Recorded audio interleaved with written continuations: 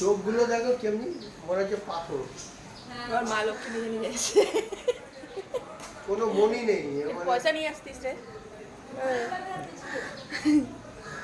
হ্যাঁ উপরে না, তিনতলা। अरे मेरा भैया का घर में था আঙুল দিও না মুখের কাছে কামড়ালে কামড়াবে না? আমরা বাবা। কেটে দেবে আঙুল কেটে গলা দেবে টিপে তো মরে যাবে। গলা টিপে ধরে নিত ও আস্তে করে